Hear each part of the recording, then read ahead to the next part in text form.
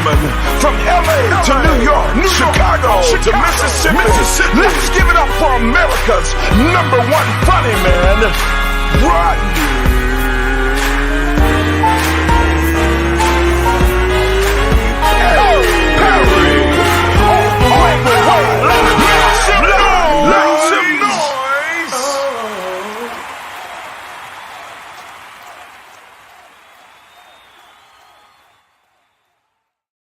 Yes. Welcome, ladies and gentlemen. My name is Rodney Perry. Welcome to the show. We do the show every day. Let me get that light. That light is a little too hot on my face. Got me looking extra light skinned today. Hey, it's a great show today. Granny Wiles is in the building. I saw the gossiping heifers. Click right in. Appreciate you, Conflict Corner. Sylvia Crawford. You guys are right here today. Man, let me tell you something.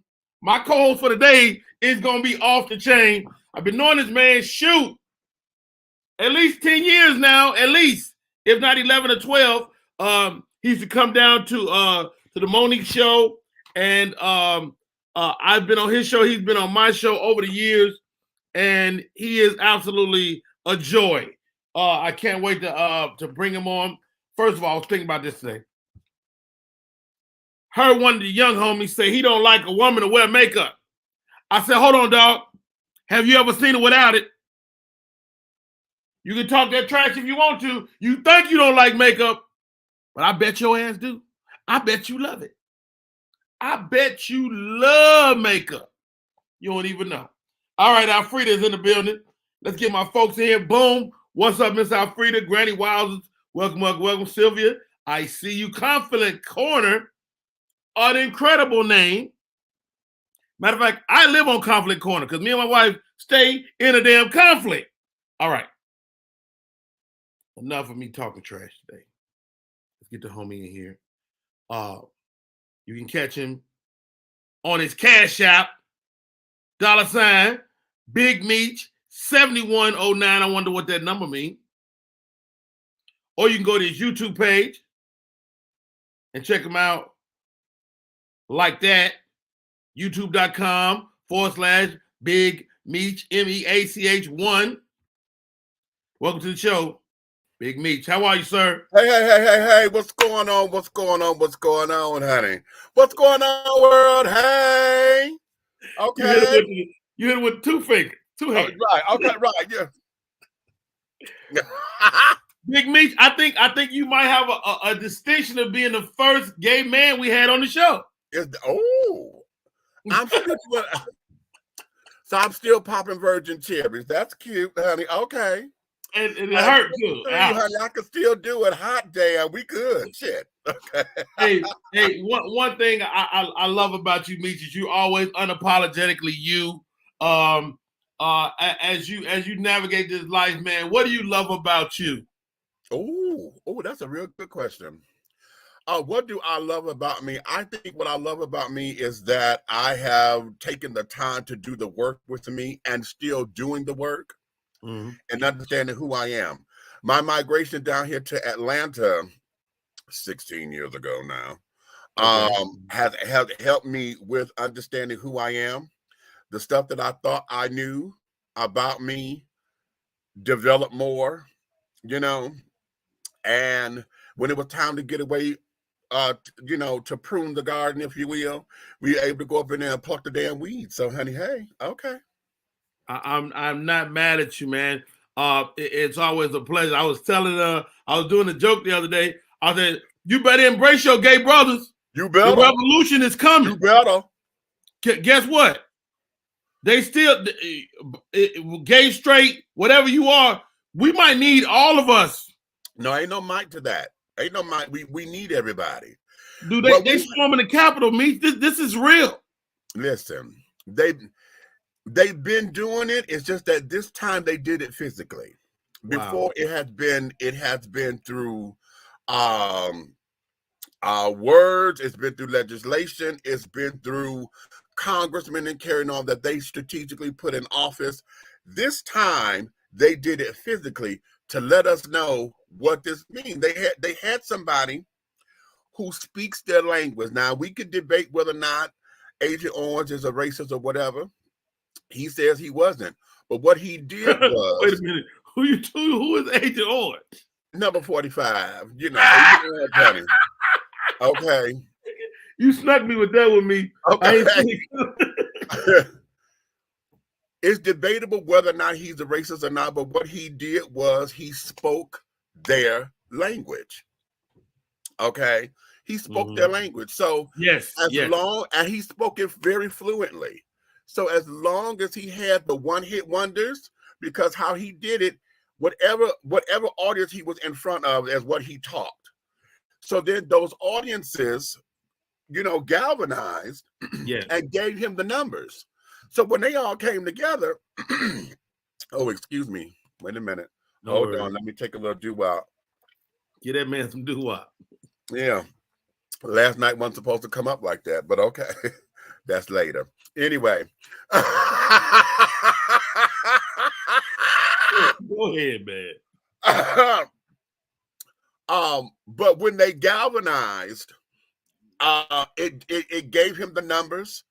And then it gave them the momentum to do whatever it was they were going to do. So no, it ain't no that we might need everybody.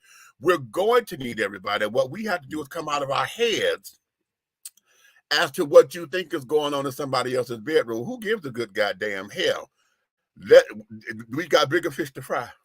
We got bigger fish to fry. Hey, everybody, my name is Rodney Perry. You tuned in to Rodney Perry Live. My co-host for today, Big Meech.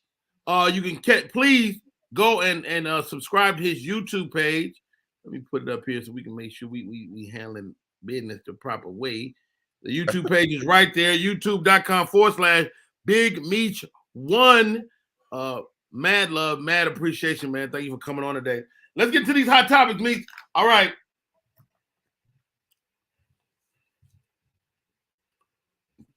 A single ticket in Washington State wins the Powerball, Meech. Oh, $754.6 million. Listen. Yo. Listen. Here's as ecstatically happy for this person as I am. One of the things that I'm hoping, and I don't know if Washington, is that DC or Washington State? That's Washington State. Whichever one. Okay, if it's the state, I'm hoping that they have a clause to where this man can remain or this woman can remain anonymous. Okay. And the reason why do you say that? Why do you say that? Why? Why? Because in this day and age, with this economy being what it is, and everybody is hungry, plus we are post-lockdown. Okay. Wow. Okay. Everybody is looking for a come up. So you talking about somebody that got that kind of money. Okay, which after taxes, he's probably going to end up clearing maybe half of it, which makes no sense. That's a whole nother subject about how in the hell. That's still $300 million, though. Everybody say that. Everybody says that that's still $300 million. But if I start off at 7.5, what the hell kind of taxes am I paying that you took half my motherfucking money? What kind of taxes is that? But like I said, that's a whole different thing. And yes, that's a whole nother conversation. So who much is given, much is expected and required. I understand that, but just the thought about that alone is like, how in the hell do I pay $300 million in taxes because I won $750 million? Really? But okay. Right. Okay, well, let me jump in there. Let me answer that. It's like, remember we caught Agent Orange and he said he don't pay taxes? He knew the loopholes. If you don't know the loopholes, you're going to lose that money. But and that's the whole thing, because see, this came off the rip, because this is called winning. So this is like you paying a luxury tax, a luxury and a gift tax or whatever, which is a different kind of tax. So you paying that right off the rip. They ain't even gave you the money yet. Uncle Sam said, okay, you know what? But here's what, well, wait a minute, let me do this. You paid that much if you take the cash out. Yes. See, if you take the cash out, then they're gonna take half. If you take the lifetime annuity, which is what I think I would do, okay, that sets you up over there. See, that's guaranteed money coming in. But don't you pay more money if you take the annuity over 20 years? I don't think so. I have to get a mathematician to do that, because I'm not done that math. You can't will it. You can't will it if you take the annuity. Oh, now that part I didn't know. Shit. I don't think so. That's why people take the chunk. Oh, that's right. That's right. Right. It becomes theirs, even though they pay the taxes. Right. It becomes That's theirs, it and they can becomes will theirs. their So if children and something free the happens, family if they whatever want. I still got in the bank, I can will it over. Because on the annuity, if they doing yearly, if I die, then whatever I ain't got, I ain't gonna get. Yeah, that's right. Oh, what a conundrum. But a great conversation though, because we talked about this a little bit yesterday with Miss Arkansas. What's on your list, Meech? You got the 754.6 million. What you getting there? What's the first thing on your list?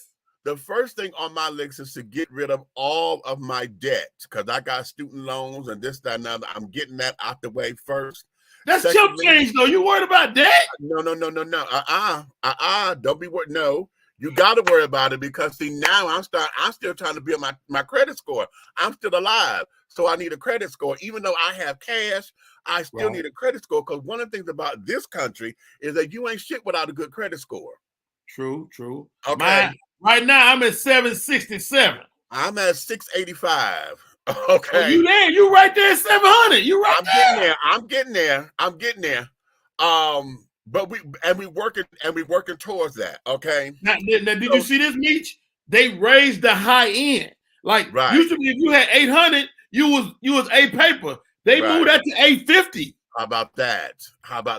Because everybody's starting to get the secrets and learn the tricks to the trade and carrying on how to pay some shit down and how to build. But again, that's us learning this. See, we got to pay attention.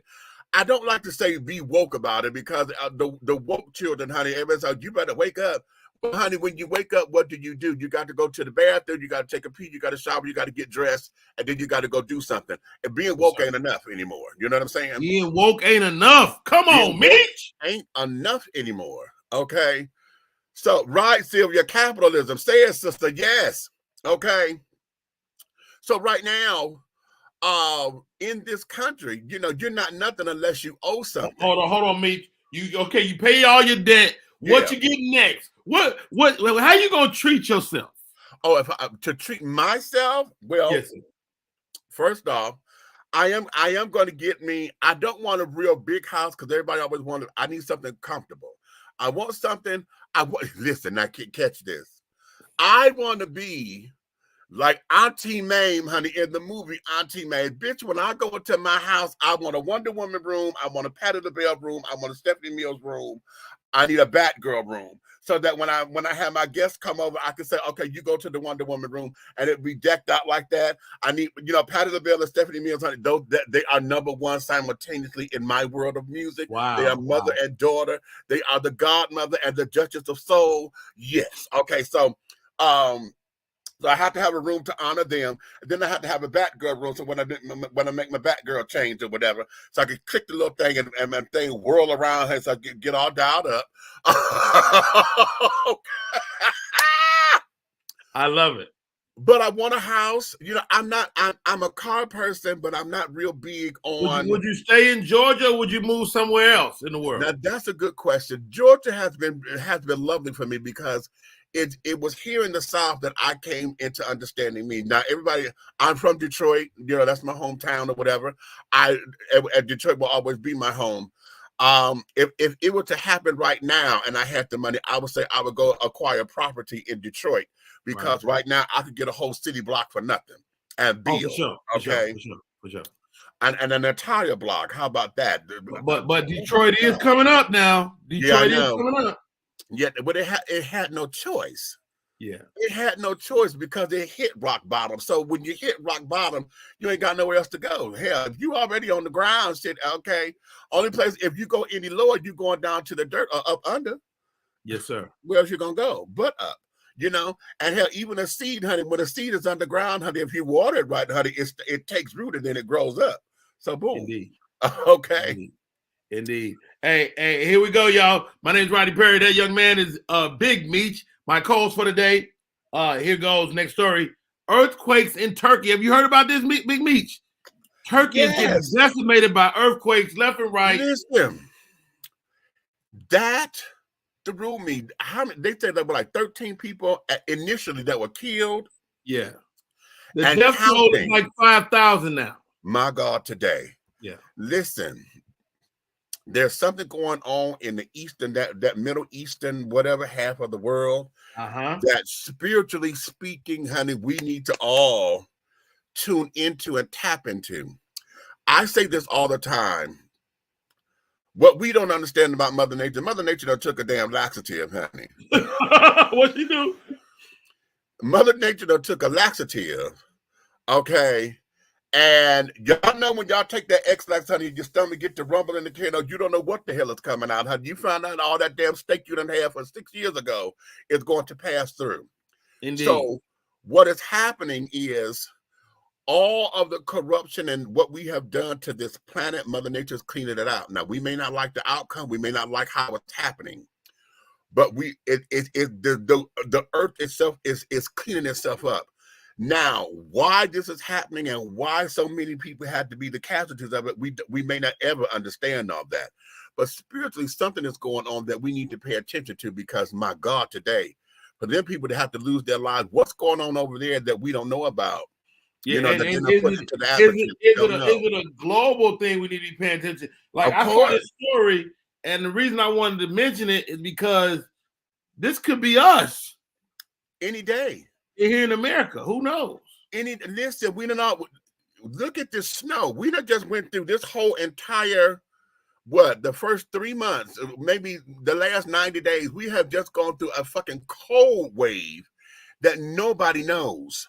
That damn frost that just came through here, that came from California, carrying on all this stuff that sit there and got frozen like it did. Yes, sir. Don't nobody know that kind of freeze. Hey, but how about this, Meech? How about this? It's about to be 70 degrees today. How about that? That's scary. That's scary. Right.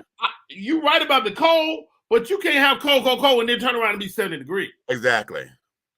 Y'all don't want to believe global warming is real. Now you better understand and pay attention to something. Wow, well said. Sylvia Crawford said, I heard 45 activated the laxative. It's possible. It's possible. It's possible, honey. And quiet as it's kept, part of what that laxative is that he has done was he has brought out, yeah, baby, yeah, laxative, honey. Okay. What he has brought out is what's already been festering. You know what I'm saying? We've already had the rumbles. Y'all know how your stomach get to murmuring. You be like, "Ooh, okay, well, you got to fart." Okay. Y'all know when we fart and carrying on, y'all, okay, you pass gas or whatever, you say, okay, I'm good. You ain't really got to go sit on the throne just yet. But you know, honey, when you get that wet fart, honey, you know it's time to go sit down. Well, yeah, we've been having the farts, and then we done had a few wet farts. Okay. And Agent Orange did that. And so now all the rumblings are carrying on with everybody who believes in the ideology of white supremacy, white separatism, white nationalism, all of that ugliness that we deal with, that there is part of that laxative that, 45 is definitely responsible for. Wow. Hey, guys, thank you for tuning in. My co-host today, the man, the myth, the legend himself, Big Meech. Shouts out to Miss Arkansas, who was my co-host yesterday. She's in the chat. Thank you for coming back. Did you see this story? It came down like last week or maybe the week before. A 6-year-old shot his teacher. So today, in addition to the story, they say he may have choked another teacher before that. Listen, bad seeds are real. That ain't no damn movie. It ain't just a movie. Okay. Break that down, Meech. When we are not paying attention to our children, when we see that they play rough with animals, they play rough with their toy animals they carried on, the heart wiring is off. Big Red, what's up? The heart wiring is off. If we do not get them grounded into some kind of spiritual connection where they can find balance, it ain't gonna be perfect. They got to find balance between what's going on in their head. I'm not gonna call them schizophrenic. It's just that they're wired a different way. And then understanding what's right and wrong. Okay. They got to find a balance, because that there is what none of us are 100% of anything, honey. We can't be 100% balanced, the yin and the yang. Bad seeds are real, because what we feed is what will grow and take root. That child there, sitting up, going through what he's going through, I bet down to donuts, either he's been watching movies and carrying on where physical violence is tolerated, and he's attracted to it. You know how we got folks who are the fire starter, folks who are pyromaniac. They just amazed by the fire, so they will start a fire just because they're amazed by it. Okay. Wow. I believe that this child is in that same wheelhouse. Somewhere along the line, violence turns him on. He gets excited by it. That has been the answer to, what goes on, how he responds to things, and that's become a natural thing. They said that he meant to come there to shoot that teacher. Wow. That was on purpose. It wasn't an accident. It's so disturbing, Meech, man. Yeah. I don't know. I mean, I don't know if there were kids like that around, but it's interesting. I see adults lose it like that too. Yeah. Dusty, welcome to the show. Thank you for coming on. Big Red, I see you. Big Red Fella TV. Thank you for tuning in. Sylvia Crawford, all you guys. Cynthia, I see you, Miss Arkansas. Man, it's just so disturbing, man. And as an adult, we got to understand also how to talk to children. Yes. Like, it says in the Bible somewhere, don't provoke your children to violence. The anger. That's right. That's right. And like I saw a situation a couple of weeks ago. I'm at the comedy club, and two guys were going back and forth, but the elder of the two had an opportunity to squash it, and he didn't. And this young man went to his car, got a gun. He did not discharge it, but he got it. And I just remember thinking to myself, you could have diffused that, dog. You could have just it, rather than egg it on. Like there's two ways to deal with every situation. Right. All right, this one crazy here, me. Double amputee. He had lost both his legs. He was double amputee, killed by the Southern California police. He stabbed a passerby. This is not funny, me. But how the hell you let a guy with no legs stab you? Okay. I'm jumping all over his ass. Listen, wait. Let's do this. Because it's easy to go for the day. Let's do this. Yes. One of the things that we have to understand about double amputees is that they're wheelchair bound. All of that is. You know what? In my mind, I saw him on the ground. You're right. Right. Okay. Because it's easy to do. But if they wheelchair bound, all of that is upper body strength to maneuver all that dead weight around in a wheelchair. Wow, how about that? Okay. Remember, we got wheelchair basketball leagues, child. Okay. I got my brother. He has that. He is strong as hell. Yes. So here's where this is. I see a lot of us, we go bleeding heart salad because they double amputees and carrying on and be like, and think that it's sad and this, that, and the other. They human and they do fuck ups just like everybody damn else. Now, whatever happened to where he had to stab this brother or sister or whatever this is, we don't know what that is. I'm going to go here and say either somebody was fucking with him or he was one of them badasses and just decided to prove a point. He, popped out his blade and like, nigga, I stabbed your ass. And it was like, you ain't gonna do shit, try it, and stab shit up there. Okay? Whatever that is. Whatever that is to get to that particular point. My thing is, how did we get to the point where, again, we're reaching for the gun first? He's already in the wheelchair. The taser didn't work. He halfway to the ground, all motherfucking ready. Knock his ass out the motherfucking chair. I know that sounds cruel as hell. Knock his motherfucking ass out the chair. Y'all would wrestle. We just said they strong as hell. Y'all wrestle like shit. But why did we go to the gun first? Why the gun first? Great question. Moving on. I don't know if you remember this story. Years ago, Dick Cheney on a hunting trip with his buddies shoots a guy in the face.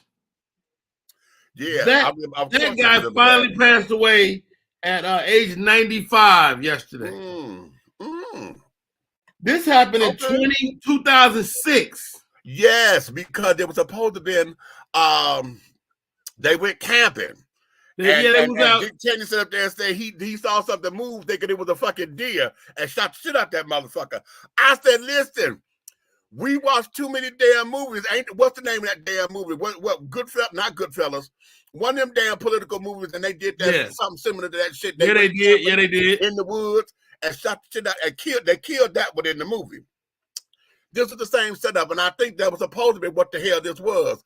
But I think but he stayed alive, and I believe that became a warning for him. And but listen, the next time, honey, we're gonna take you. No, we ain't gonna take you out. We're gonna go for your family. So government is gangster.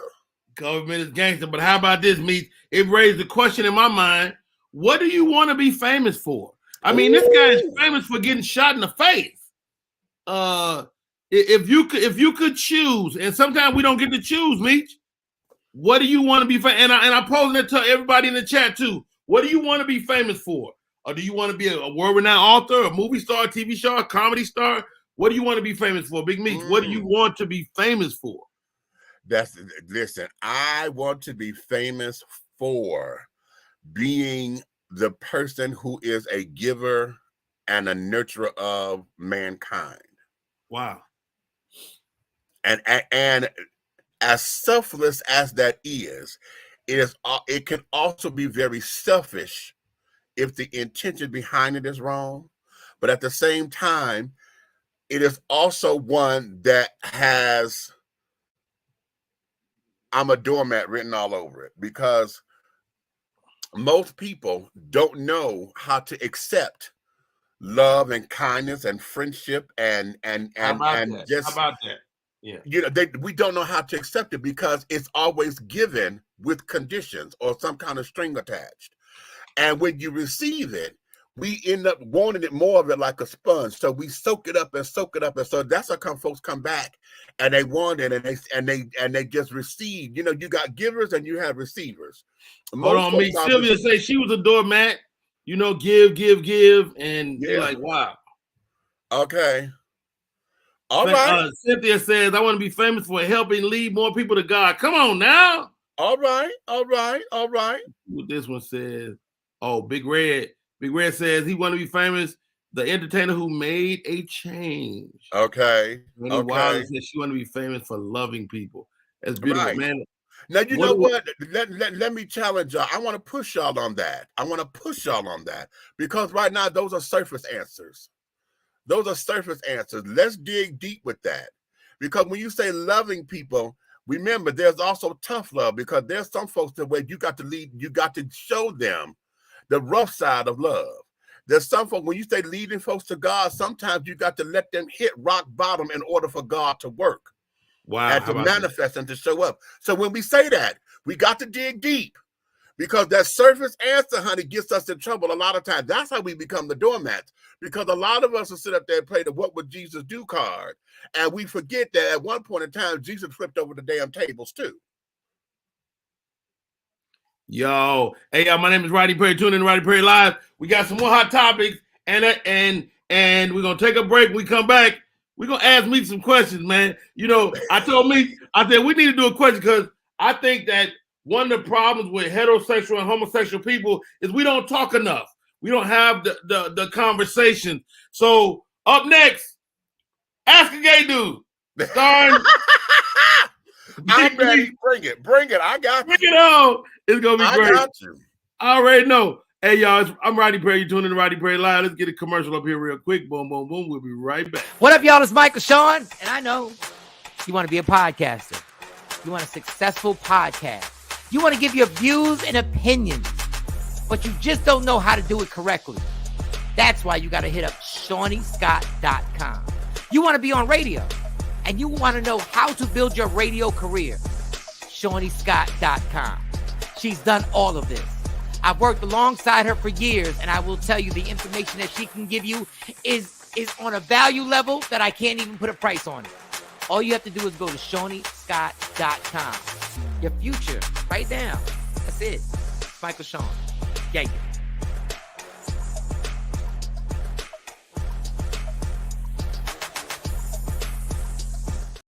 We are back in full effect. Ladies and gentlemen, my name is Rodney Perry. This is Rodney Perry Live. We do this show every day. If you're on YouTube or Facebook or Media Room 360, or you can check us out in the podcast space. You might be listening to the show. And even you guys that's always listening, you can go to audioboom.com. You can listen to the show there, or Apple Music, anywhere they get podcasts. You can listen to the show and listen to my co-host and myself as we talk about the hot topics of the day and everything else we talk about. All right, it is time. I think this dude is absolutely an incredible talent. Like I said before we went to break, a lot of times the biggest problem with us in our respective communities that we don't have conversations, we don't talk. Ladies and gentlemen, joining the show, you can catch him on his YouTube channel, Big Meech 1. Big Meech. Mm-hmm. First of all, what are you sipping on? Oh, you know what? It's too early. It's too early, for alcoholic beverages. But I stopped off at Miss Burger King, honey. Got me a little Vittle. Okay. Wait. How about this? And so it's the only thing open this time of morning. Okay. And so I got me an Arnold Palmer. Mm-hmm. Oh, yo, that you can't go wrong with that. All right, Big Meech, as a gay dude. Let's start here.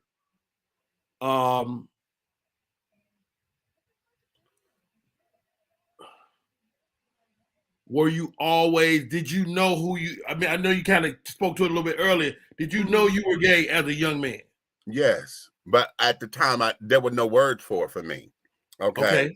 There were no words for it. All I remember, now this is very interesting because Dr. Umar Johnson and I got into a real cute discussion about this. Okay. I interviewed him, and when I told him my story, he wanted to tell me something different. I said, man, I don't care what your degree say, I know me. But when I was younger, I always noticed that seeing a man without his shirt on, mowing the grass and carrying on, my palms will always get sweaty. Mm-hmm. Okay. And you a young man. You don't know what that is? 5 years old. 5. Wow. I was 5 years old, and my parents were still together at this point. I'm the firstborn of 4 children. Oh, wow. So I always knew that there was something about that. I had no words. All I knew, I would stop and stare, and I just could not move because I was just mesmerized by it. And I always loved big guys because my father was a big dude. Okay. Mm-hmm. And that just did something. And over the years, I come to realize that what that was. I like girls, because that's what boys were supposed to do. And I knew that I liked girls, but it did not click. That thing didn't click until I was 12, and I had the first time I had sex with a guy. Okay. Now, did that first guy take advantage of you at all? No. Well, let me go back. And let me tell you why I asked you that. Because my mother painted the story of her my father as a love story for many years. But when she looked back, when the Me Too movement was happening, she's like, Rodney, he took advantage of me because he was older. Yeah. But that's why I asked that. And that's very good that she came to realize that. Yeah, I know y'all see me with my Wonder Woman bracelets on. Okay, so yeah, okay, I thought that was Wakanda. It's a combination. I am Queen Ramonda, honey, and Wonder Woman wrapped in one, honey. But anyway, let me say this, because oftentimes a lot of folks will say, "Oh, well, you had to been touched by somebody, and this, that, and the other, and all that," and I was, but I was touched by a female. Okay. And which opens you up sexually anyway. Exactly. When I was, my attraction to older guys came because I used to always hang around older guys in the community. Now, as they were seeking out their sexual identity, they used me as the ploy. Now it was physical, but it wasn't physical because there was no penetration or anything like that. It was skin on skin action, and then most of the time with my clothes up. Mhm. Okay, but still intimate. right, wonderful word. Mhm.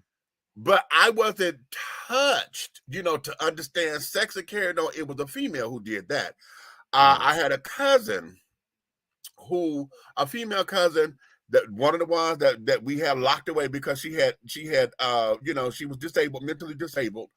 Oh, wow. And she was enthralled. That girl came in on the bathroom on me and hiked her leg up on the toilet, on the bathtub, baby, naked as a jaybird, honey, and was trying to get me to sexually assault her as she grabbed me.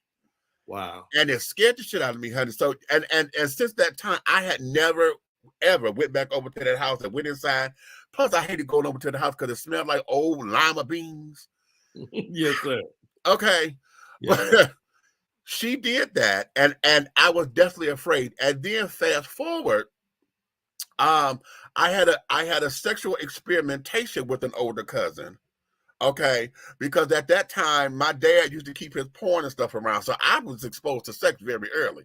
Plus, Right. I'm one of them precocious kids who it should be a law against. I done caught my parents fucking so many times, child. That need to listen. Get Okay, it. I'm scarred for life. Okay, Nobody wants to see that. listen. Damn it, and my mama kikied it. I've never to see my mama girl out, honey, was just too much for me. Okay, but at the same time, I've been exposed to sex and carrying on. Plus, with me knowing that I was not as masculine as most kids, that there was a turnoff for my dad, because as the firstborn, that was my next question: was your father supportive at all? Hell no. Oh, hell no. A lot of the stuff that I had blamed myself for, because he was very abusive with my mother, and I blame myself for that because I thought it was my fault. My mother taught me how to cook and clean and wash dishes and this, that, and the other. And my dad is one of 12 kids. Was your relationship with your dad compounded by the fact you were the number one? You the eldest son. Yes. And I looked at the time we looked at identical. Now I'm an amalgamation of both of them.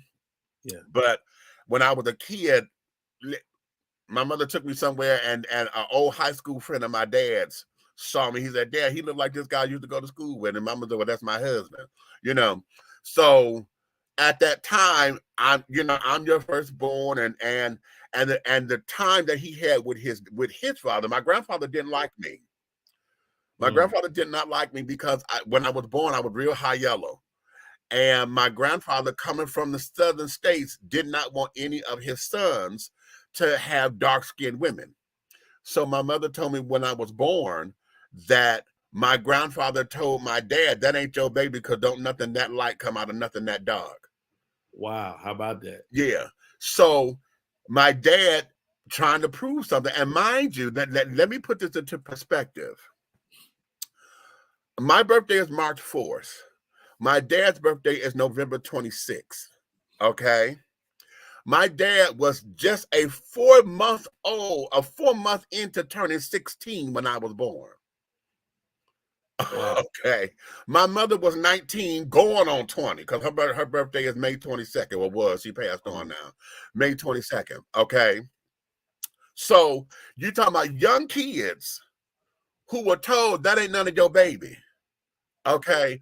So now how do you deal with that? Yeah, exactly. How do you deal with it? So now my dad, in his efforts of wanting to show his manhood and assert himself, and now you got a son, it became that dynamic. And now your oldest son is fruity. That was the words we used back in the day. Hey, let's take some questions. Cynthia says, "Do you feel like you were born gay?" All day. That's my testimony, honey. That's my testimony.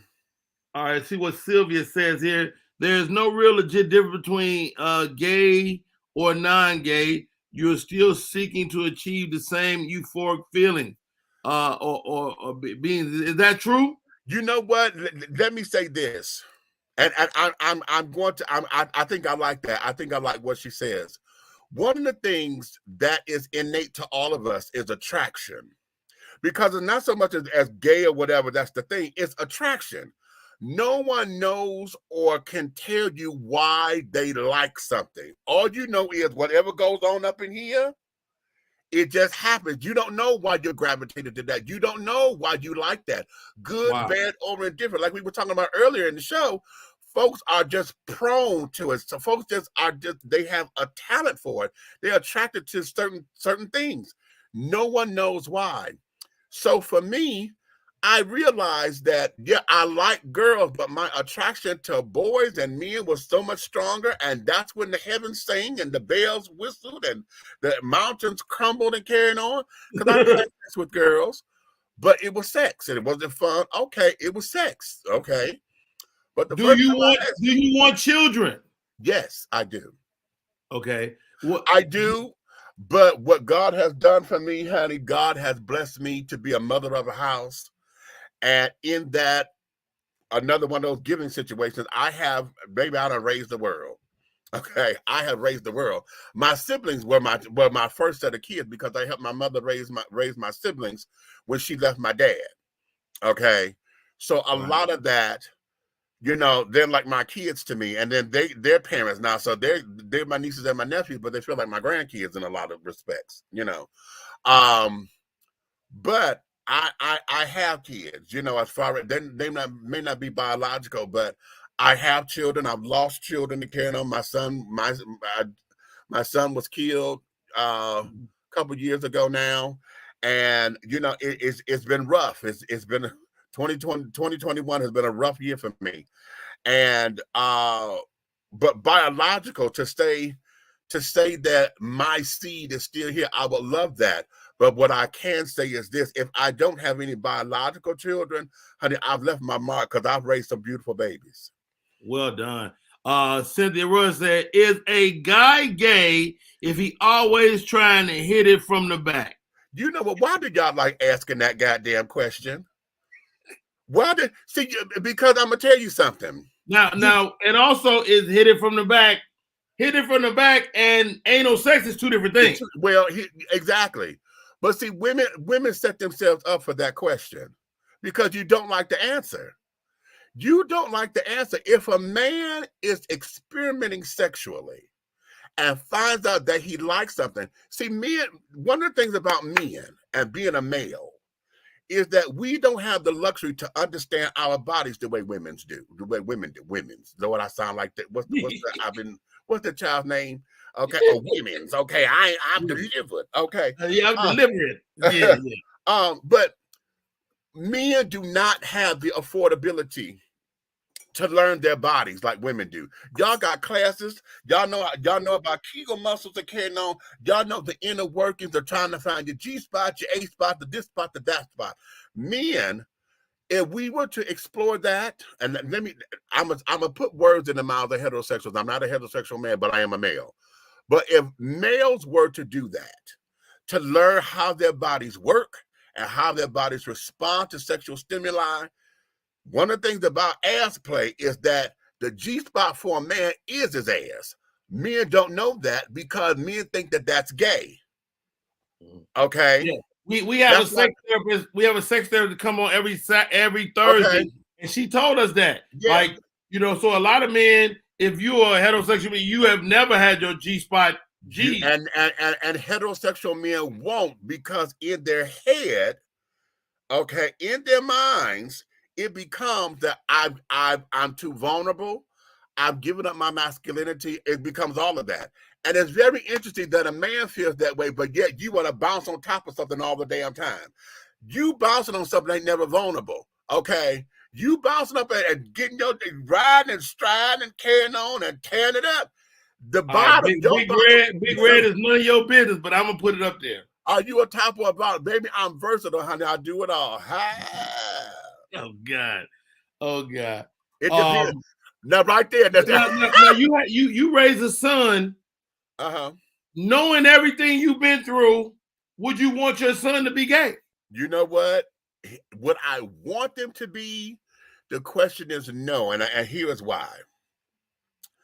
I would not want that because just like everybody else, would you have lived a life that has been full of shame, turmoil, disconnection, disenfranchisement, dehumanizing, belittlement, scorn, ridicule? No one wants their offspring to follow in those footsteps, regardless of what it is. The whole gay thing, it's one thing to be a black man in this world. And we're dealing with all the racial issues and the this and the that. It's a whole nother thing to be a black gay man in this world, because not only am I dealing with the racial issues, I got to deal with all this goddamn black man. You ostracized by your own community. Yeah. You got black man machismo. You got all these women who said that that's a goddamn shame, all that dick, because you don't want no pussy. That's a waste of manhood. You got to deal with all that. Then, on the flip side of that, I got to deal with all you goddamn fruit flies. Those who y'all swear fruit flies. They hang around the gays, honey, all the damn time because y'all feel we're safe. Y'all feel, and then y'all drain the shit out of us. Every time we turn around, ooh, child, ooh, what? Ooh, look at him, honey. Is he gay too? He too fine. And then you get mad. Wow. If I get a boyfriend before you and my boyfriend is fine, now you mad. Because I wasn't a bunch of fads and sisters to carry on until I get a boyfriend before you. It don't matter. I can get a boyfriend as long as he, okay, and queenified and thisified and want to have hair and curls and wear makeup. Long as he act gay to you, it's cool. But if I get a masculine acting, and y'all know I like big old steak daddies. I like footballers. I'm 6'4", so nigga got to be at least, although I got a fetish for those short little 5'6" guys. Anyway, I like them big. I like big old, yes, I want to feel that motherfucker wrap his arms around me and I'll nuzzle in his chest just like the fuck you do me. I want to nuzzle and carry on to feel like I'm safe and protected. Now, to say that, when I come up with mine and he fine and built like a brick shit house, now you want to sit up there and throw me up under the bus? That don't make no damn sense. What two football players gonna do the same thing y'all did? So have you lost friendships because of that? Yes, Lord, honey. Mm-hmm. Wow, that's interesting. I don't think I've ever even considered that perspective, man. Wow. Hey, y'all. Hey, Meech gave it to us. He didn't pull no punches. How about this, Meech? How do people stay in touch with you, man? I know you got the YouTube page, you got shows, you developing shows. What's next on the horizon? Oh, baby, listen. Right now, I got an announcement that I'm going to be making soon because I'm in meditation. Okay. To birth this baby. So but I got an announcement coming soon that's going to be rather big. But in the meantime, I'm always here. You see, my show is called Dishing Tea with Big Meech, honey. Fridays and Saturday evenings. We up here on the Facebook and on the YouTube and carrying on doing our thing. I'm working with my guys, honey. What platform do you use? Do you use StreamYard or I use StreamYard to come in, and carrying on. Yeah. And we just have a good old time over there, honey. We invite you guys to come on in and talk with me. And I don't run away from subject. And in fact, I like the controversy because we have to learn how to have dialogue and have constructive conversation versus destructive shout matches. We're not trying to necessarily be right. We want to be heard. If we learn how to have conversation where we can hear one another, we could disagree respectfully, but I need to hear your point. Everything that I'm saying, I'm hoping you agree with, but you don't have to. And it's okay. It's quite okay. And we have to bring that part of the conversation back. My community has done a real faux pas because now my community does not let everybody have an opinion anymore, because every time somebody says something, it's always labeled as hate speech. It's always labeled this and that. And folks feel as though they got to be guarded. Yeah. And that's not fair. We know what traditional folks do. We done grew up in what tradition is. At the same time, I want to be able to sit down with you and say, listen, let me see if I can get you to see something from a different perspective. As long as you can see it, cool. You don't have to agree. Just sit up there and see it from my shoes for a minute, and then see how we can coexist. Let's find our happy medium and say, this is where we are, and this is how we can coexist. Big Meech, let's speak to this before we change gears. We started talking about earlier, you still a black man. Yes. And the white gays, do they embrace? It seems like they still keep the black gays at a distance. They do. Yes, they do. This is the part of the conversation that we as gay folks don't like to have out in the open. It's kind of like how we as black folks talk about black on black crime. There's a lot of internal stuff that we got to do.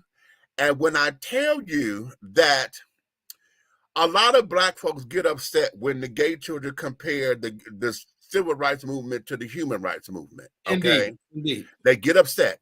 And I know why you do, because most of the time what's spewed out and what you hear come from white gay folks. Okay. So it still feels like racism. Right. The first thing we say is, how in the fuck is that the same? You can stop all that gay shit. I can't stop being black. My skin don't come off. You could stop that. You could take that wig off your head. You could do all that. They don't see that first. And I beg to differ. Because I'm not masculine acting or whatever, all you want to do is point fingers and say, oh, that's gay. Because I walk like my mother. My hips pop like my mama. I've been doing it since I took my very first step. Ain't nothing I could do about that. But what happens is you perceive something. And once you perceive it, then you believe it's real. You start murmuring and carrying on. So now, when we talk about black and gays, the white children, a lot of the shit that y'all see when y'all say, oh, it's a gay agenda, is because our white counterparts are leading that. Our white counterparts will lead that, and then they come to us because they want the numbers, right? They get something that's very emotional. Okay, we're talking about transgender rights and black trans, and because it's black, we jump right up on it.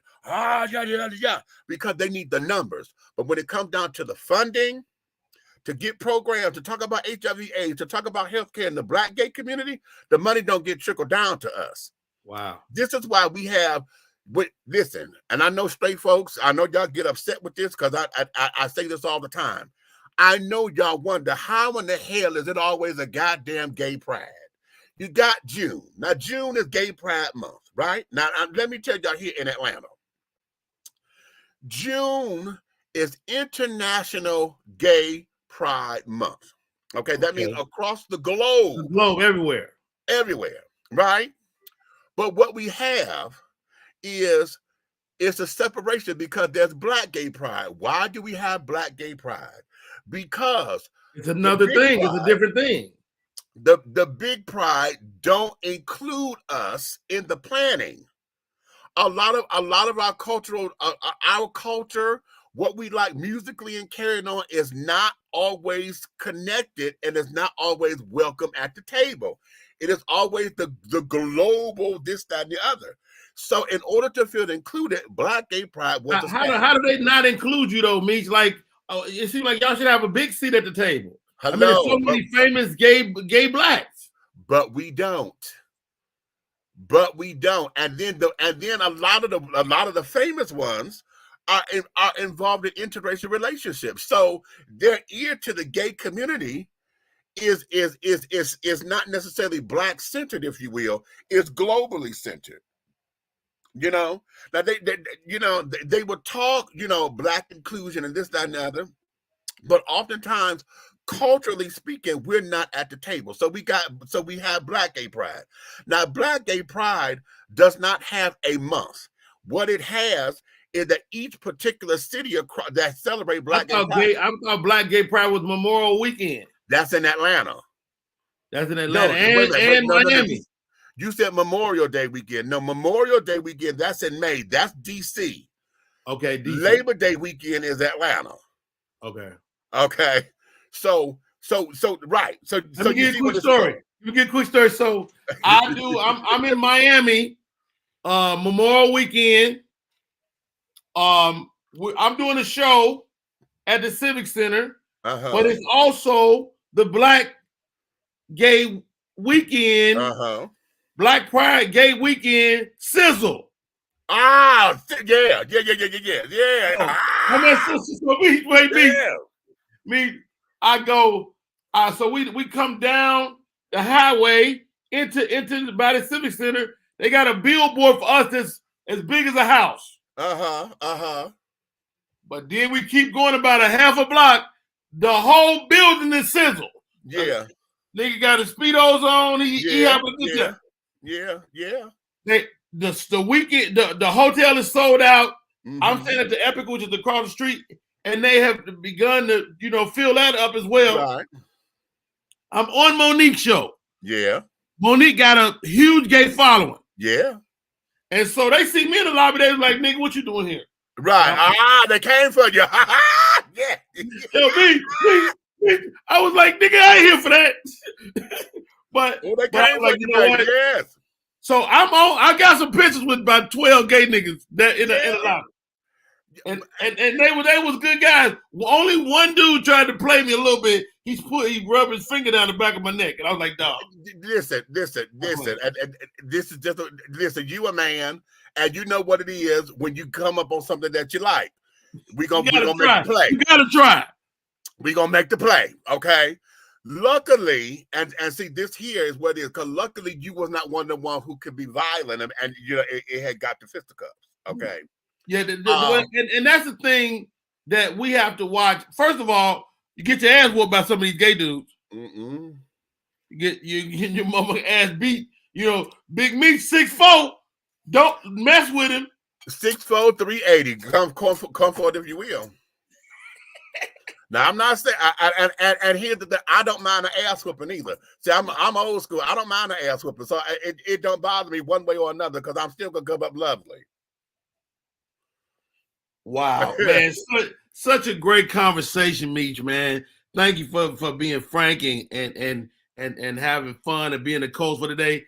Don't go nowhere, cause we go. I got Raul Thomas. He's the owner of Marietta's Theater in the Square, and he's a Puerto Rican brother, but I call it's the only black-owned theater in Marietta. Yes, I want to hear about him. Beautiful guy, great human being. I'm doing my one-man show down there. I'm going to talk about, you mentioned this, Meech, about seeing your mom abused. I saw my mother abused, man. And so we're going to cover that. We're going to cover when I had my stroke and I was in the hospital. I'm going to talk about COVID. I'm going to talk about, just my life. It'll be roughly about a 2.5 hour show. And we're going to have a great time out there. I'm excited about it. So up next, Raul Thomas. Hey, y'all, this is Rodney Perry. You're tuning in to Rodney Perry Live. We'll take one more break. We'll be back at the top of the hour. Let's go. Boom, boom, boom. Where's that thing at? Oh, there it go right there.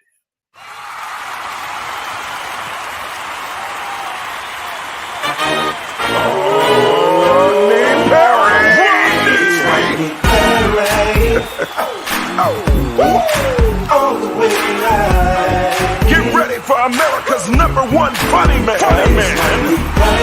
What? Hey! Make some noise!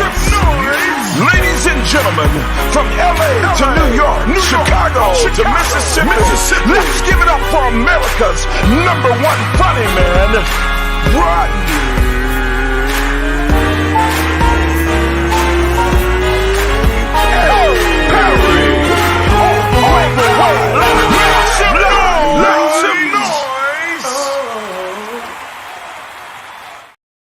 What is up, party people? Man, what a great first hour. My name is Rodney Perry. You tuned in to Rodney Perry Live. Big Meech kicking it with us. Raul will be up in a second. Real quick. Meech, man, thank you for coming on, man. Very, very dope guest. And you're my co-host. We'll be rocking through the rest of the day. We got about 30 more minutes of show left. Let's welcome our guest. Welcome to the show. Marietta's Theater in the Square. It is located, I'll let him give you the address and all that good stuff. And Raul Thomas, welcome, bro. Good morning, my brother Rodney. Hope you guys are doing well. Happy Tuesday. and many blessings to you fellas. Now, Raul, let's get this straight. I know you are of Puerto Rican descent, but I consider you a black man in America. Well, look at me. Do I look like a white man? You do How not. about that? You do not. How about that? Let me tell you something, bro. You know, I was born in Puerto Rico, raised in New York, and you can classify me as an Afro Latino if you like to. You can classify me as an African. You can classify me as a urban man. You can never classify me as a white man. I am as black as it gets, my brother. I am from Puerto Rico. We are Puerto Rican descent. We're Afro Latinos. We're Tainos. People don't know a lot about our culture, but what they do know. Educate me. What is that word, Taino? Taino is our native Indian. It's Taino Indians. Got it. Which is an Afro Latino. Now, is that Aztec? It's not Aztec. It's not Aztec at all. It's from the Caribbean islands. The Taino was from all the Caribbean islands. Haiti. You have Togo. You have Cameroon in us. I have Togo in me. I have so much African blood in me, brother, that you wouldn't even know. The difference is that we speak Spanish because we're from the Caribbean islands. Raised in New York, from the Bronx, boogie down, and been in Georgia now for 23 years, and doing our work and doing it unapologetically for our urban and brothers and sisters of our culture, and keeping it real. This is what we do. That is a fact. Hey, Meech said, hey, that's our cousin right there. Okay. I love that. Hey, tell me about the theater, man. Tell me about the theater, Raul. So I'm sitting in the theater right now. This is called the Emil Theater. It's at Marietta's new theater in the square, 11 Whitlock Avenue on Marietta Square. I'm gonna say that again because a lot of people are saying what? Marietta Square. We're right on the corner. We've been here for 7 years. We have been fortunate to take over this theater after its long legacy, a 30-year legacy of being an equity house. And actually, I gifted it 7 years ago to my son, Emil. Emil is the artistic director of the theater. He is an amazing young man. He graduated from Ball State University and DePaul in Chicago. He is a director. He is a writer. He is a producer. He's my son. He's my partner. He's my confidant. He's the youngest of 4 children. He's the youngest boy. And we just do what we do. We tell our stories unapologetically. We do what we do in the fashion that we want to keep urban theater alive. You know, I'll go back to when we first opened up this place. My first phone call was, "Nigga, get out." No. My second phone call was, "Nigga, you haven't left yet." And now people are saying, "How do we get in?" Because we were persistent. We stayed tight. We stayed the course. We said the truth. We did not hide from the fact that we were trying to become something that we were not. We were learning the business. We learned the business. We're doing the business. And now we made it through COVID, and we're back with a vengeance. We have now beer and wine at the theater. We have an amazing concession stand. I'm a chef by trade, 33 years in business. I was about to say that. You're a chef, man. I'm a chef by trade, 33. That's how you and I met, Rodney. I don't know if you remember how you and I do met. remember. I was catering an event at was it a comedy event? It was a comedy event for Live Nation over at I think it was Lakewood or something like that. Are you a Live Nation venue? Well, I used to cater for Live Nation years ago. I used to do when you and I first met. I used to cater for them. I got here as the executive chef of Georgia State University. First Puerto Rican, Afro Latino to take a position like that, to be able to bring some cultural food to Georgia State University. After that, I opened up the very first Puerto Rican restaurant in Georgia, and then continued my catering business from there. Rodney and I met years ago at a comedy show. He touched my food and I slapped his hand. I said, "I don't care who you are. You don't touch my food." It was good though. Hey. Then I fed him and we became the best of friends, and turns out that he lives a couple of blocks from my house and we're neighbors, and he's been a big supporter of the theater. just before you got sick. You did your birthday here, right at this theater, and you told your story. And I remember you and I sitting in the back room talking about food, beer, wine, cigars, and life. Yeah. And next thing I know, you got sick on me, man. Hey, man, all of that stuff is going to be a part. Revolves and how life goes around in circles. Yeah. But all that's going to be a part of the show. I'll be at the theater this weekend, 10th and 11th. One show each night. Yeah, they calling Raul. That's all right. I'm sorry. Go ahead. No, I was just going to say, I'm going to be there this weekend. I'll be at the theater in the square with my one-man show, man. Here's the dilemma I'm having, Raul. Yo, people keep calling. We have 2 8:00 shows, Friday and Saturday, celebrating Valentine's Day, and Rodney telling his one-man story. At 7:30, if you come an hour earlier, you'll get to eat some of my good food. I got a little buffet out for you, plus it's included with a drink for the pre-show with an amazing saxophone that's going to be playing. And then at 8:30, we're going to start the run. We're gonna have a comedian open up for Rodney. We have a poet open up for Rodney, and then Rodney's going to do his thing. This is a small house. There's only 200 seats. There's no reason why we can't find 400 black folks to fill up this theater. All we got to do is get the word out and make sure that they know that here we're telling the truth. We're telling what we do. We're telling it unapologetically, and you're supporting black art. You can get your ticket right there. The link, I just put it in the chat, guys. You can grab that link and be a part of the audience that night. If you're in the Atlanta area, or if you just want to support, just buy a ticket anyway. There you go. Absolutely. Raul, you tell me about it. Don't tell me. Don't. If they don't come, don't act like you ain't got the ticket. If they don't come, yeah. When you get to the door, just make sure you say Rodney's name. We'll still charge you the same price. Hilarious. Yo. Hey, any questions, Big Meech, man? You should do an event over there. You know what? As a director and a writer, that just warms my heart because we're looking to bring my play back. No Time for the Pain.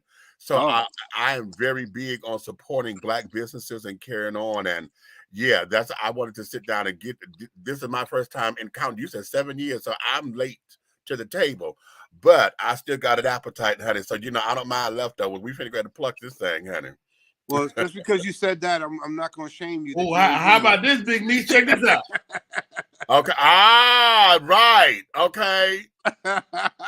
We could do that. You know what? That would be a dope. Maybe we can. I don't know. We'll figure it out. Yeah. Yeah. That'd be nice. That'd be real nice.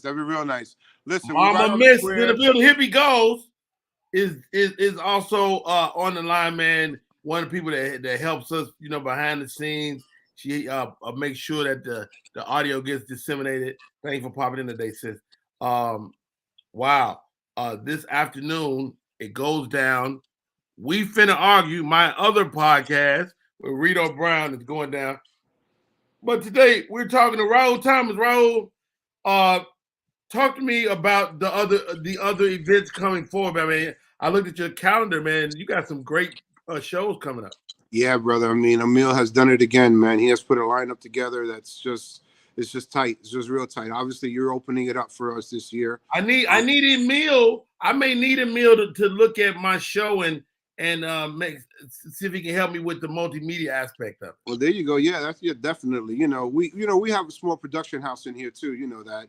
I filmed you before. We filmed. Rec Squad Atlanta has filmed you in a few things, and we're very, very fortunate because since it's a father and son business, we make the decisions. We don't have to go through a lot of big turns and big boards, and we don't have to go through all of the hoo-ha. And if we feel that is right, we do it, right? So obviously we're opening up with you this year. You're going to bless the house this weekend. Then right after that, our season opener is The Mountaintop, the story that happens by Katori Hall.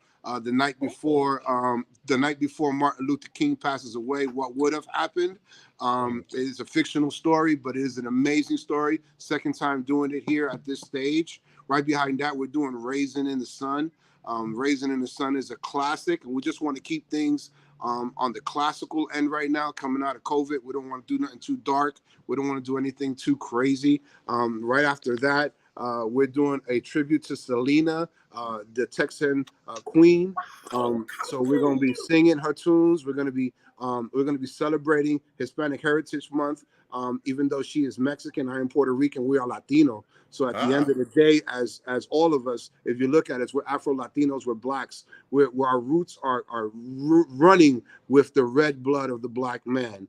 And it's important to continue to give that to our audience. We're doing Once on This Island. We're doing the children's version as well as the adult version.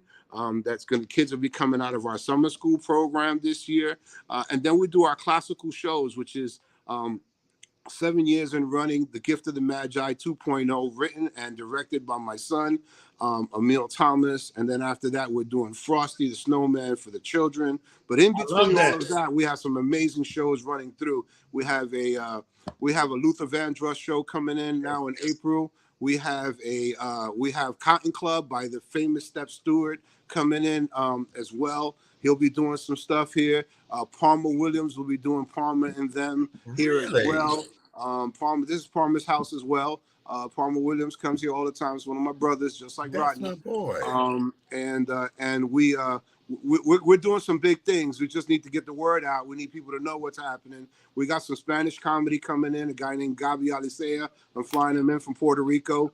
Gabi Alicea is going to be doing 3 nights, March 10th, 11th, and 12th, talking about how bad Puerto Ricans are and how everything that we do is the whole opposite of every other Latino in the world. So it's an amazing comedy show. I flew to Florida to go see it. I put my stamp on it. I tell people to come out and check it out. And then you got to come and check out our beer and wine bar. We're doing some drinks with sake. We're doing some sangrias. We got beer and wine, every IPA you can think about, every domestic and imported drink that you can think about. And then we got an empanada bar where we're doing beef empanadas, chicken empanadas, jerk chicken empanadas. We're doing charcuterie boards. We're doing all kinds of great stuff for you, man. So guys, I can't say it enough. If you're not, and you haven't come here or you ain't been here lately, you're doing yourself an injustice when you want to give yourself a little bit of pleasure. My All right, God, guys. Azuka. Yes. Azuka. Right. Raul Yes. Thomas, the homie Big Meech, my co-host for the day. It's time to play the game of Sweeping the Nation, guys. Raul, I hope you're ready for let's this. do it. All right, let's do it. Big Meech, I already know Big Meech.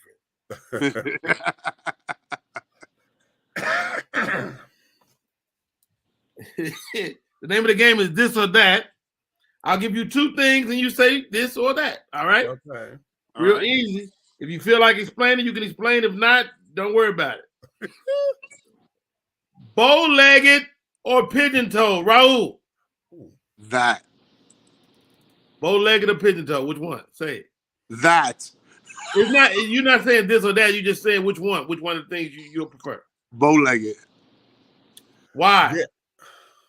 Because of that. Right. Big me. Yeah, I'm a bow-legged or pigeon-toed? Oh, honey, yeah, we got to go bow leg, baby. Yeah. That's right, baby. It fits better. Oh, God. Okay. Name brand or generic? Big Meech. Oh, you know what? I'm a generic bitch, honey. I'm not necessarily. I don't have to have name brands because I can dress it up to make it look right. Okay, but hold on, Big Meech. What do you must have name brand of? Oh, name brand in my refrigerator, Miracle Whip. That is a must. Okay, for those of y'all who like, I can't even eat Miracle Whip without saying the slogan from 50 years ago. A sandwich ain't a sandwich without the tangy zip of Miracle Whip. Yes. Okay. All right, Raul. Okay. Raul, name brand or generic? I'm gonna go with generic too, man, because I make the hell out of anything. So exactly. See there, we can work it. Yes. So I'm gonna say generic. I'm gonna say generic. Same follow-up question. But for me, you gotta have Hellman's in the cooler. I got you. Okay. I gotta have Hellman's. All right, here we go. We 3 fat boys. So I'm gonna ask the question, but I think I know the answer. Fry or bake? Oh shit, that's easy. Raul. Fried. You got to have it fried all day long. Bake what? Don't even bake nothing next to me.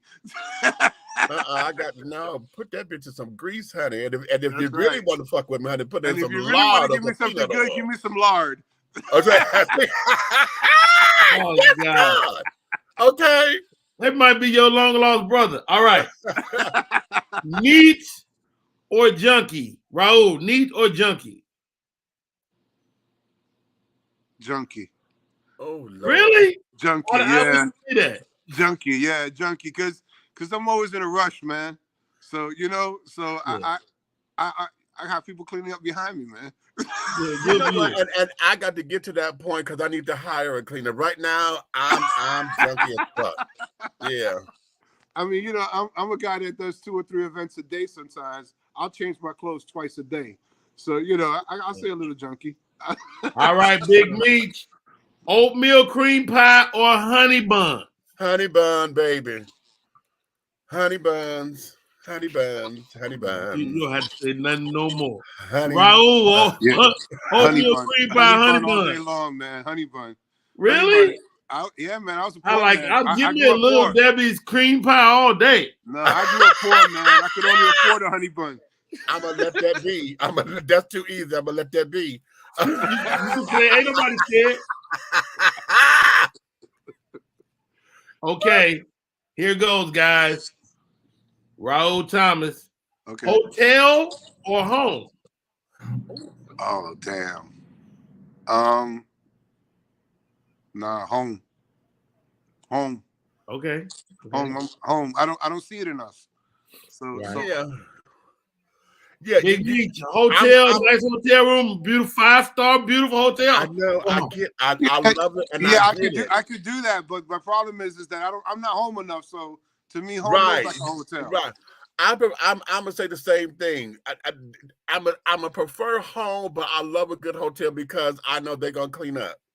Right. You Well, I know. mean, if I'm out of the country, yes, a hotel. But if I'm local, I want to stay home. Yeah, perfect. Exactly. Local, I'm home. Yeah. I know the answer to this. Big Meech, give or take? Oh no, a give. You have to give. I'm horrible at taking. I'm really horrible at it. You know, and a lot of way it don't feel right. And I try not to block other people's blessings because I know it's them wanting to bless me. Mhm. It a lot of times it don't feel right, and I don't know what that is. Maybe because I'm so used to being the care provider and the nurturer. But yeah, I give. Mm-hmm. Raul, same question, give or take? I'm a giver, man. I'm really bad at asking. Yeah, You don't have to ask to take. If somebody just give you something. And as a giver, I don't know. I just don't know how to ask, I guess. So I was gonna say giver. Moving on, gentlemen. Thanksgiving or Christmas, Raul? Oh, neither. Right. Neither, man. They're both American-made bullshit holidays. I don't believe in either one of them. I believe in Three Kings Day, which is January 6th. I believe that that's more God-centered and So you, Raul, you tell me you don't celebrate Christmas or Thanksgiving? I don't celebrate Thanksgiving. I cook on Thanksgiving quite a bit. That's Thanksgiving. Yeah, but I don't. I mean, I cook for people. I cater Thanksgiving. You work. That's working out of that. Right. Yeah, I work Christmas, work. and I work. And then Christmas this year, Christmas I served 650 people for Delta. So Christmas was not big for me either. But now January 6th, I celebrated Three Kings Day, and that's my Christmas. Wow, I'm not mad at that. Big Meech. Okay. Thanksgiving or Christmas? You know what? I'm going to echo you because I used to be a bell ringer for the Salvation Army, and I did that for 6 years. And when I tell you, I have become so jaded to this holiday season because I call it the buy your way into heaven season. You know, right. Everybody at this particular now, all of a sudden, you want to do something for those who are without. Now, this is the season for. Oh, we got to give because the homeless need. Well, they've been needing the other 360 some odd days. Where you at? And now I have become so jaded to this time of the year, honey. I'll be glad when it's over. I look for December 26th where I can celebrate Kwanzaa. Yeah. You know, I'll make you laugh. I just celebrated Christmas last weekend. I went to Florida and we did something that's called Sanse. Sanse is a Spanish festival that takes place in San Juan, Puerto Rico every year, but they did it in Florida this year. And actually, that was my Christmas. I don't like the commercial Christmas, the commercial Thanksgiving. I don't either. I'm not that guy, you know. I don't even like cooking traditionally for the holidays. I'm so tired of a goddamn turkey. Yeah, no. All right, Big Meech, curve or straight? Oh, curve, baby. What I tell you, honey, I like them big and thick, child. No, I know, baby. Got to have some curve to a board. I can't do nothing with no board, but bounce. Raul, break it in half. Man, curve or straight? Come on, curve, bro, all day long, curve. And I'm gonna just leave it at that. No explanation. Please leave it. Please leave it at that. Kevin Hart or Cat Williams? Yeah. Meech. Damn. Oh shit. That's not that hard. For me, it because see, they're two different brands of comedy, so I'm looking at it a little differently. You know, oh God, and I love both of them. But if I were to do something first, I would probably go to Kevin Hart first. Wow, the good one. Raul, who's your thoughts? No. Cat's my guy. I knew you was gonna be Cat. I could tell. You know why? Cat's my guy. I'm just gonna say it because he's a survivor, man.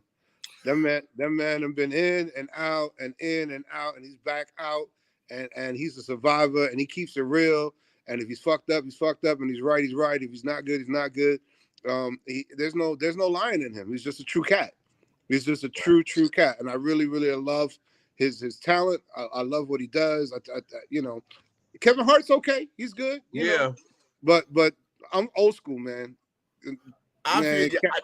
There was a talk. Cat is up there with the best with me, man. Yeah. All right, here we go, guys. We're coming down the home stretch. Charlie Wilson or Ronald Isley? Ooh, why you hitting below the belt? You hitting below the belt. That's hard. You ain't playing fair. That ain't right, man. You put them both. You ain't playing fucking fair, Rodney Perry. That is not right. Oh man. Shit. I'll tell you what. I know what I'm gonna do on this one. I'm gonna plead the fifth. Fifth? We coming back to you. Big Meech. Ron Isley or Charlie Wilson? You know what? I'm gonna go here because as we're saying this, I'm having more Ron Isley and Isley Brothers songs come to me. You know, before I have a Charlie Wilson song and the Dash Band come to me, but I'm pumping them out. So let me go Ron Isley because goddamn it, Harvest for the World is on my mind. Living for the Love of You is on my mind, honey. Okay. Between the Sheets is on my mind. That's just running. You know. You make me want to shout. Okay. So that's Isley Brothers. Wow. Raul. Ron Isley, man. If I have to choose, definitely. I agree with you. I will say this. Ron Isley and the Isley Brothers got crazy hits. Oh, yeah. So does Charlie Wilson. He does. This is why I say you ain't playing fair. Isley Brothers their music just popped in my head first, and I'm running them down. But you can't sleep on Uncle Charlie, honey. That's why he does. You can't sleep on Charlie. What is wrong with you? Like before you go to bed tonight, you're gonna be like, well, Charlie. Exactly. I know, and I should have said, and you're right, and I should have said, that wasn't fair. Hey, man, we got two. We got 3 men that have lived some life. Give me this before we get out of here, guys. Big Meech, what are the words you live by?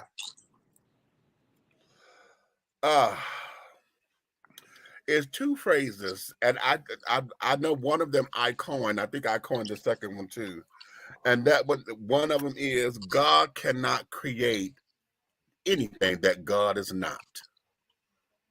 Oh, I'm gonna say that one more time. Let me God cannot create anything that God is not. So if you see it, there's God in it. God created it, and it's here for a reason. We may not understand the reason, but it's here. Okay. Wow. And the other thing, and I say this in my first book, Awakenings, Epiphanies Along a Spiritual Journey, and that there is the process is sandpaper for the soul. Wow, how about that? Very nice. Raul Thomas, man, people don't know what you've been through. You know, you're a family man. What are the words you live by, bro? So my spiritual words that to live by is God doesn't give you anything you can't handle. Come on. That's my spiritual words. God can give you anything that you can't handle. He gives it to you for a reason, and we're here for a purpose. Wow. My street words is keeping it real. Just keep it real. Keep it real. Just keep it real with me. We keep it real. We'll always be good. Just keep it real. Mine is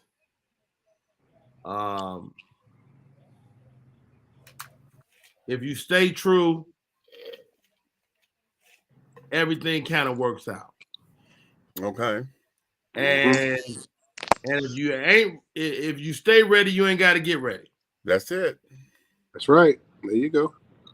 Yo, gentlemen, I can't thank you enough for coming on the show today. My co-host for today, Big Meech. Hey. You see his YouTube page right there, youtube.com/Big Meech 1. Big Meech, this weekend, who you got?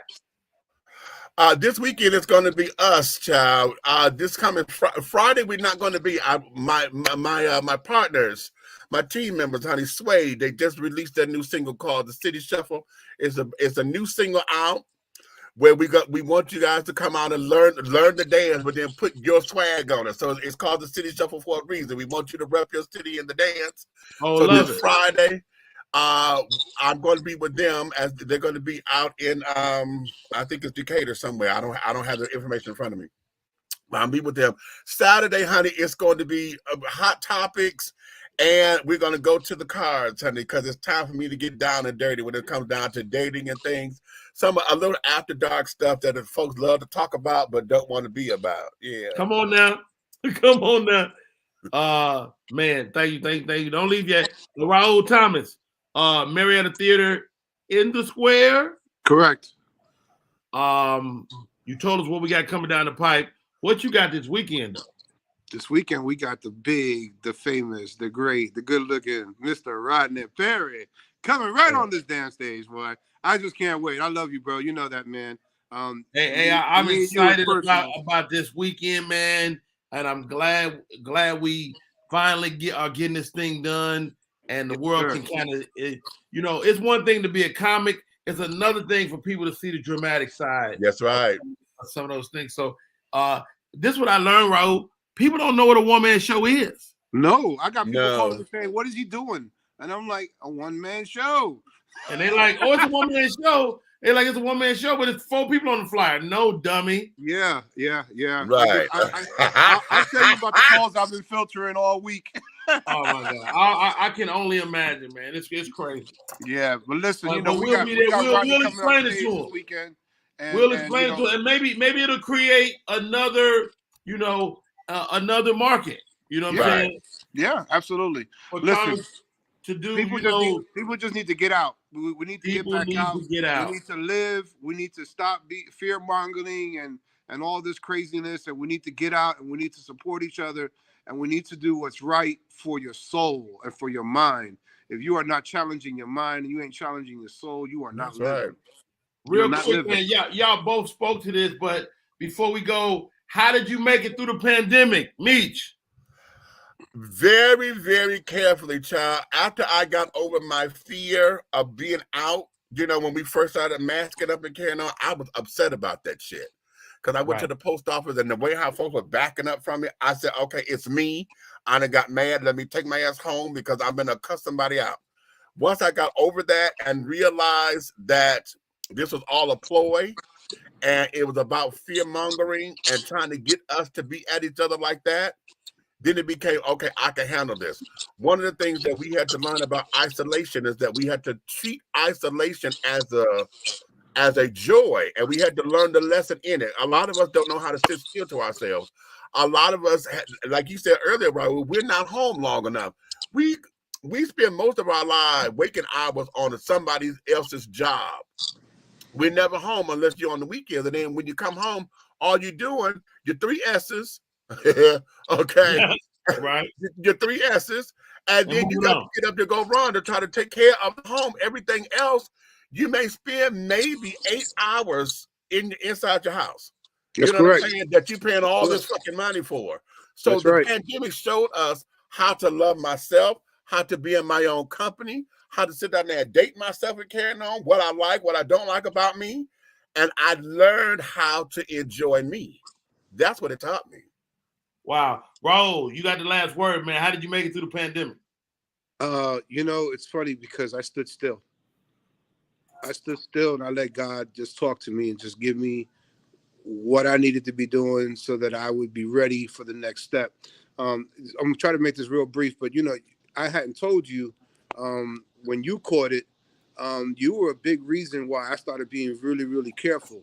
And I realized really quickly when you got sick, you didn't want no negativity around you. You kept saying, if you're gonna call me with happy things, don't call me with no negative things. Yeah.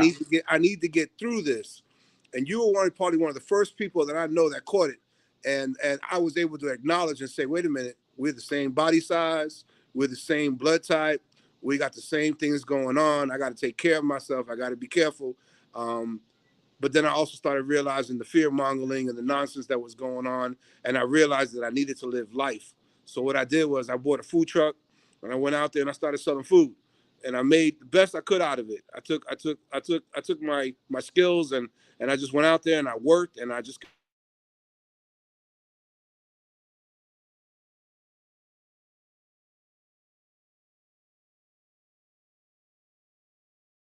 Happened.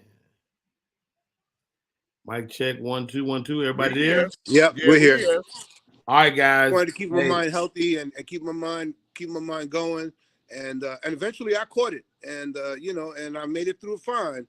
Yeah. And I realized that, you know, we got a lot to learn about ourselves. Mm-hmm. We got a lot to learn about life. And one of the most important things is that I don't know if people stop and listen to themselves breathe and just listen to their heart and listen to their minds and realize that every single one of us is a world within itself. And we have a reason, we have more of a reason to live than we do to die. That's so good. Damn, that's good. How about that? Hey, that man is Raul Thomas, my co-host for today. Big Meech 1 on YouTube. My name is Rodney Perry. Wow, thank you guys for coming on. This has been dope. This has been fun. It's a pleasure, baby. Talk to you tomorrow. It's a pleasure meeting you, man. Thanks. I hope I see you soon. I'm coming to see you real soon. I hope maybe I'll see you this weekend. Talk to you soon. Be good. Hi, guys. Y'all be good.